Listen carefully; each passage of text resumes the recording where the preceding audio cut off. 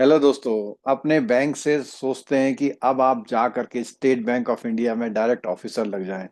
आप regional rural bank में काम करते हैं या किसी भी शेड्यूल्ड कमर्शियल बैंक में काम करते हैं और आपको 2 साल 31 दिसंबर को कंप्लीट हो चुके हैं, तो डायरेक्टली आपको मौका मिल रहा है दोस्तों स्टेट बैंक ऑफ इंडिया में सर्किल बेस्ड ऑफिसर पर।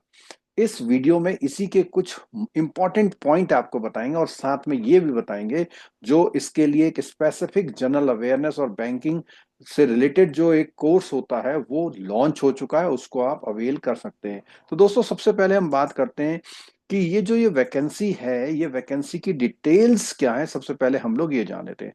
दोस्तों आपको ये मालूम है कि स्टेट बैंक की जो वैकेंसीज है, स्टेट बैंक का जो पर्सनल डिपार्टमेंट है वो उन वैकेंसीज को रिलीज करता है और उस वैकेंसी का नाम स्पेसिफिकली यहां मेंशन है सर्किल बेस्ड ऑफिसर, सीबीओ इसको नाम दिया गया है, सर्किल बेस्ड ऑफिसर। ठीक है।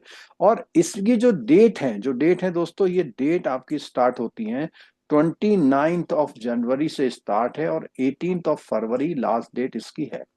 29 जनवरी से लेकर के 18 फरवरी 2026 तक आप अप्लाई कर सकते हैं। इसके जो एग्जाम की डेट है, ऑनलाइन एग्जाम की डेट मार्च 2026 में टेंटेटिवली ऐसा लगता है कि इसमें एग्जाम हो जाता है। आमतौर पर बैंकिंग के एग्जाम टाइम से हो ही जाते हैं। ठीक है। अब दोस्तों बात करते हैं कि वैकेंसी कहाँ कहाँ कितनी है। और अगर वैकेंसी की बात करते हैं तो हमारे जो सर्किल होते हैं स्टेट बैंक में अलग अलग कौन कौन से स्टेट में, जैसे हम देख रहे हैं कि भोपाल सर्किल जो है मध्य प्रदेश छत्तीसगढ़ दोनों स्टेट को कैटर करता है। और उसमें लैंग्वेज नोन कौन सी होनी चाहिए, साथ साथ में S C S T OBC EWS general total total vacancies यहाँ पर दी गई हैं। और ये टोटल वैकेंसीज दोस्तों 2050 यानी कि 2000 के आसपास ये वैकेंसीज आपके पास मिलने वाली हैं डायरेक्ट स्टेट बैंक में ऑफिसर बनने के लिए। अब एक बात और है कि ये एग्जाम का जो पैटर्न है वो कैसे होगा। देखो दोस्तों, सबसे पहले आपका होगा एक ऑनलाइन एग्जाम होगा और इस ऑनलाइन एग्जाम में थोड़ा सा डिस्क्रिप्टिव भी है, स्क्रीनिंग है और साथ साथ में इंटरव्यू है और एक लोकल लैंग्वेज का भी प्रोफिशिएंसी टेस्ट इसमें होने वाला है। और इसमें जब हम बात करते हैं तो क्या एज चाहिए, क्या क्राइटेरिया चाहिए, उसके बारे में बात करते हैं। और कुछ कंडीशंस हैं, जैसे कोई भी बंदा अगर पहले से ही स्टेट बैंक में क्लरिकल में या सुपरवाइजरी में जॉब कर रहा है तो वो इसके लिए एलिजिबल नहीं है, या कोई स्टेट बैंक को छोड़ के जा चुका है, रिजाइन कर चुका है, वो भी इसके लिए एलिजिबल नहीं है। और यहाँ तक कि जो शेड्यूल कमर्शियल बैंक की सब्सिडरी में कोई काम कर रहे हैं वो भी इसके लिए एलिजिबल नहीं है। इस बात का आपको विशेष ध्यान रखना है। ठीक है दोस्तों। चलिए इंपॉर्टेंट बात करते हैं। सबसे पहली बात आती है एजुकेशनल क्वालिफिकेशन की। एजुकेशनल क्वालिफिकेशन इसमें ग्रेजुएशन आपका होना चाहिए और अगर रिजल्ट डिक्लेयर हो रहा है तो उसमें आपको, अगर रिजल्ट नहीं आया लेकिन डिक्लेयर हो गया है तो आपको सर्टिफिकेट सबमिट करना पड़ेगा। एज की बात करते हैं दोस्तों, 21 ईयर से कम नहीं होना चाहिए, वो भी 31 दिसंबर को डेट इसमें आपकी एलिजिबिलिटी के लिए रखी गई है। और 30 ईयर से ज्यादा नहीं होना चाहिए, लेकिन कुछ कैटेगरी में जो गवर्नमेंट ऑफ इंडिया के रूल्स हैं उसके अकॉर्डिंग कुछ जो रिबेट मिलती है या इसको रिलैक्सेशन मिलता है वो इस अकॉर्डिंग आप यहाँ पर ले सकते हैं। अब एक्सपीरियंस की अगर बात करते हैं दोस्तों, 31 दिसंबर को मिनिमम 2 ईयर का एक्सपीरियंस आपका हो जाना चाहिए कंप्लीट। कहाँ पे? एनी शेड्यूल्ड कमर्शियल बैंक और एनी रीजनल रूरल बैंक, जैसा कि सेकंड शेड्यूल आरबीआई के लिस्टेड है वो। और आपका वो जो जॉब प्रोफाइल ऐसा होना चाहिए कि जैसे वो स्केल 1 ऑफिसर हमारे जो बैंकों में होते हैं उसके जैसा है। और अगर हम बात करें जो उसमें मिनिमम जो एनुअल ग्रॉस सैलरी है वो एनुअल 9.50 के आसपास है। और ये सब की जो आपको दिया जाएगा कि जो भी जिनका भी एक्सपीरियंस भी है ना शेड्यूल कमर्शियल बैंक में अदर देन पब्लिक सेक्टर। अब देखो प्राइवेट बैंक भी शेड्यूल्ड होते हैं, तो अगर उनका है तो उनका मिनिमम पैकेज कितना है, 9.50 लाख पर एनम होना चाहिए। तो ऐसे शेड्यूल कमर्शियल बैंक जो पब्लिक सेक्टर के नहीं है, प्राइवेट सेक्टर के हैं, उनके लिए भी। अब दोस्तों सबसे इंपॉर्टेंट बात आती है कि एग्जाम किस तरह से होगा। तो दोस्तों एग्जाम का पैटर्न यहाँ दिया है, सिलेक्शन प्रोसीजर। सबसे पहला जैसे हमने बताया था ऑनलाइन टेस्ट होगा, ऑब्जेक्टिव होगा इसमें 120 मार्क्स का और डिस्क्रिप्टिव होगा यहाँ पर 50 मार्क्स का।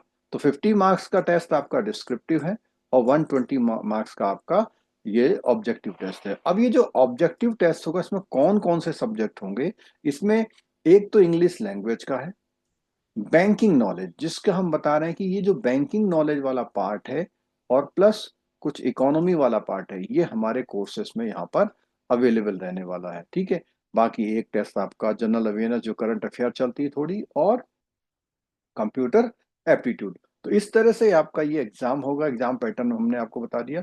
और इस एग्जाम पैटर्न के बाद आपका अब आता है नंबर डिस्क्रिप्टिव टेस्ट का। तो ये आपका 30 मिनट का एक डिस्क्रिप्टिव टेस्ट होगा जिसमें लेटर राइटिंग और ऐसे होती है। आमतौर पर कंप्यूटर में ही ये टाइप करना होता है with 2 questions of total 50 marks.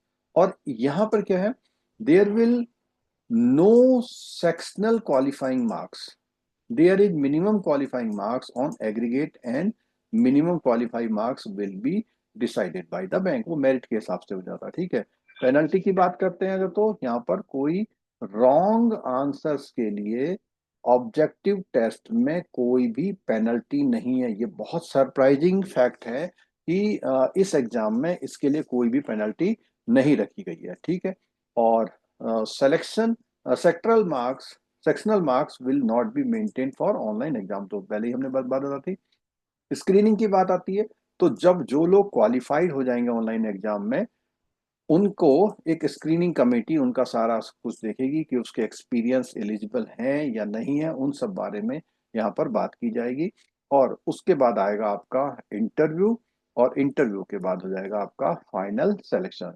तो मोस्ट प्रोबेबली ये जो अ, अगर हम वेटेज की बात करें, टेस्ट और इंटरव्यू की बात, वेटेज की बात करते हैं, तो ये वेटेज है 75 और 25 का वेटेज है।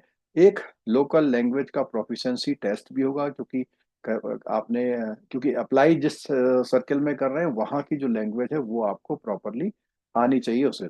और ये सारा जो एग्जाम होगा, रिजल्ट का एप्लीकेशन जो पब्लिकेशन होगा वो भी बहुत जल्दी कर दिया जाता है, आपको पता ही है ये सारे हो रहा है। अब बात करते हैं सैलरी। देखिए, इसमें मिनिमम जो स्टार्टिंग बेसिक पे है 48,480 है।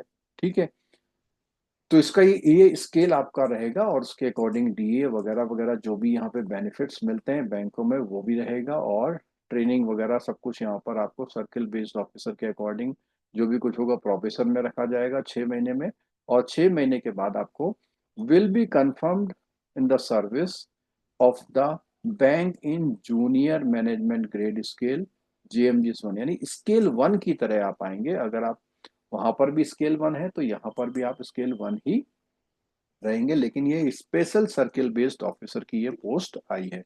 और जैसा मैंने बताया था कि इसके लिए आपको जो ये NSTourSchoolofBanking.com पर आप जा सकते हैं, वहां पर आपको इस तरह के जो कोर्सेस हैं वो सारे कोर्सेस दिखाई देंगे, जिसमें आपका जो बैंकिंग प्रमोशन का, बैंकिंग अवेयरनेस का कोर्स है वो भी दिखाई देगा।